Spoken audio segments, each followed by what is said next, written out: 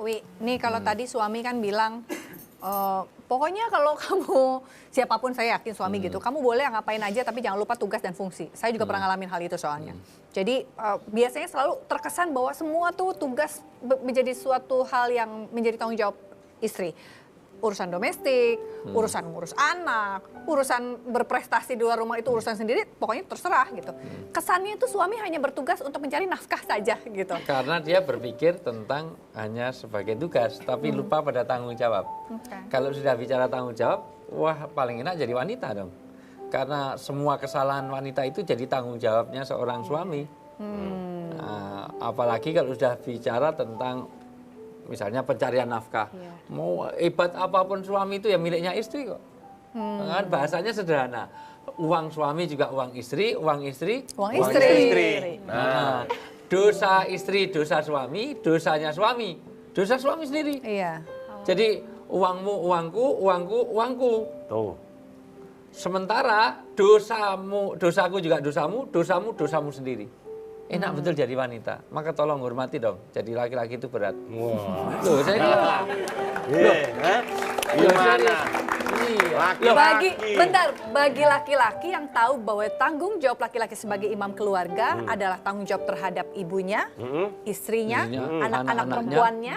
Ya, Wi ya, gitu kan ya Wi ya. Bahkan pada sosialnya. Iya, Gitu, ya. dan ini harus disadari gitu. Betul. Jangan kayak Wi barusan, wah laki nih gue. Tapi terus nggak taunya ini tanggung jawab ini Tanggung jawab dilupakan. itu, iya. Ya artinya bagaimana Pang Eja Wantahan tanggung jawab laki-laki terhadap tadi ibunya, istrinya, anak-anak perempuannya. Ya, karena apapun wanita bebas bergerak, bebas berbuat, bebas apapun itu jadi tanggung jawabnya laki-laki. Kalau dia melanggar satu hal yang kaitannya dengan agama, maka itu laki-laki akan dimintai pertanggungjawaban. Artinya seandainya taruhlah wanita itu maksiat, itu suami ikut tanggung jawab. Tapi kalau suami maksiat, istri nggak usah tanggung jawab. Dalam hal ini makanya Ar-Rijal Qawwamun 'alan Nisa itu bicara tentang tanggung jawab. Ya. Makanya kalau laki-laki adalah pemimpin bagi wanita, itu kaitannya dengan tanggung jawab itu. Ini menjadi satu sisi. Meskipun ini tidak bisa dibandingkan. Oh, enak laki-laki, enak perempuan. Semuanya ada enaknya, ada tidak enaknya. Masing-masing punya tanggung jawab Iya sesuai dong, kodratnya gitu. ya. Oh, tapi wanita melahirkan, mengandung, menyusui, wah, segala macam. Loh, laki-laki juga disunat loh. Itu berat juga loh. Loh, jangan tersenyum teh. Loh, katanya berat melahirkan, nyatanya mau 2 kali hamil lagi ini. Ada yang sunat 3 kali? Mohon maaf. Nggak ada. Berat loh ya. Maka nggak ada yang sunat berkali-kali. Emang nggak bisa. Iya, itu loh. Wi, tapi bicara soal tadi bahwa suami kalau istrinya berdosa atau bermaksiat itu tanggung jawabnya suami. Ya. Misalnya gini, Wi, saya punya pengalaman teman saya beberapa a long time ago, dia itu punya suami. Dan dia sudah berhijab. Lalu kemudian si suaminya menyatakan gini, kan suaminya masih suka clubbing, suaminya masih suka ya pokoknya main ngumpul lah gitu ya. Terus kemudian akhirnya si istri menjadi bingung. Ketika saya mendampingi suami saya, ini kan nggak cocok. Masa ke night club pakai hijab gitu. Akhirnya dia kemudian memutuskan untuk melepas hijabnya. Nah ini bagaimana Wi? Sebetulnya cari aja naik klub yang syariah. Gitu. Ini kan Cemilannya kurma gitu ya. iya. Lagunya Kacang kasih Arab, kacang ya. Arab, kacang Arab, lagunya kasih Kismis, ya. gitu. Berangkatnya naik onta gitu. Aduh, Ya, gimana tapi- tuh Pak Ustadz? Ya, sebenarnya Maaf, tidak harus sebelumnya seperti itu. Bukan pengalaman Bukan pribadi pengalaman kan? pribadi, Oke. bukan. Oke, silakan. Kalau saya kan ganti waktu itu. Saya buka setelah cerai. Perlu diperjelas lagi? Ya, seharusnya itu tuntutannya kepada laki-lakinya, bukan pada perempuannya. Kalau sudah semuanya baik kok malah suruh mundur, harusnya yang maju itu yang masih ketertinggalan tadi. Artinya suaminya dong yang harusnya Berubah. Ya, berubah. Jangan malah ini yang mundur untuk yang itu artinya. Itulah sebabnya maka kehati-hatian kita untuk mencari imam.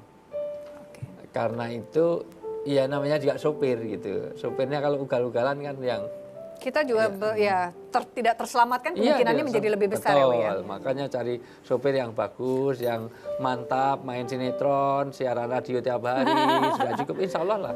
Itu walaupun lebih tua kan ya. Talk show tiap malam. Wi, itu kan kalau kita sebelum menikah nih untuk adik-adik ya, sebelum menikah pilihlah imam yang baik, yang akan mengajak kita selamat di dunia dan akhirat. Iya. Terus kemudian kalau udah kecebur nih Wi, udah kecebur. Iya. Udah Itu gimana di situ tuh Pak tuh Wi. Ustadz? Kan banyak yang kayak gitu. Ya makanya itu kompromis. Ya bagaimana kita mengusahakan kemaksimalannya. Karena agama itu dituntut pada kemaksimalan kita. Yang penting kita sudah mengusahakan. Usaha itulah yang dinilai oleh Allah pada manajemen prosesnya, bukan hasilnya. Yang penting kita sudah mengarah menuju kebaikan. Perkara belum baik, ya serahkan pada Allah karena usaha baik itu sudah dinilai baik. Walaupun belum ada hasilnya loh. Ada usaha keputusan ekstrim teman saya juga, Wi. Teman saya lebih memilih ketika dia tahu suaminya kemudian mulai dalam tanda petik ajaib gitu, dia lebih memilih untuk bercerai. Ini sudah tidak sesuai dengan syariat Islam, saya tidak mau. Padahal dia belum pakai hijab, Wi. Oke, dia bilang gitu, saya akan meninggalkan ini, saya ingin berhijrah. Akhirnya begitu dia hijrah, dia divorce, dia berhijrah, dia pakai kerudung, terus yang betul-betul menjalani dewan. kehidupan yang syar'i, enggak jadi anggota dewan. Enggak, ini bukan yang ngomongin saya, ini ngomongin Enggak orang. sih, ya orang lain yang jadi anggota dewan kan ada juga. Gitu, temennya banyak Iya. banget sih. Ada. Terus kemudian ini bukan refleksi, ini bukan mental ke orang lain pada itu cerita saya, enggak. Dia kemudian berhijrah dan menjalankan kehidupan yang betul-betul syariat sesuai dengan syariat dan sunnah Nabi. Lalu kemudian dia menemukan kembali pasangan hidupnya saat ini, dia sudah punya anak sekarang. Nah, apakah ini juga salah satu kemudian ini adalah pilihan, Wi? Pilihan mau dijalanin akhirnya yang satu Firaun, yang satu taat gitu, atau dia betul-betul yang dia pilih berhijrah?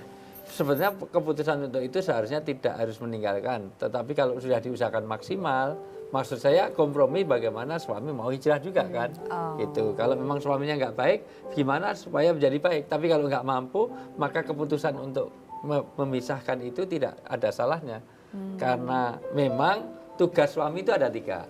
1, terjaminnya nafkah lahir.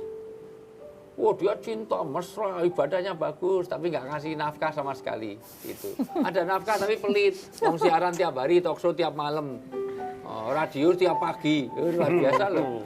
Gitu. Ada loh yang seperti itu, namanya gitu. Padahal isinya solihah, masih muda, gampang dibohongin lagi. Tapi suami saya nggak pelit kok Pak Ustadz. Tapi yang lain ya. Pak Ustadz nyeritain diri sendiri. Iya, semuanya itu. Yang kedua, pasti aja Wi pelit, soalnya kan yang transferannya langsung masuk ke istrinya. iya, nafkah batin. Oh iya, salah.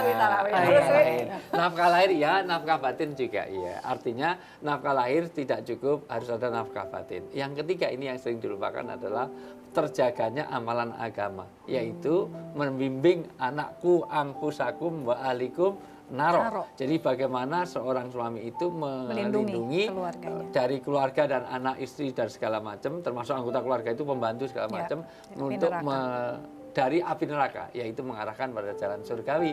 Tapi kalau tadi keputusannya memang ini tidak ada arah surgawi, nggak cocok gitu ya? Nggak cocok, ya udah tinggalkan aja.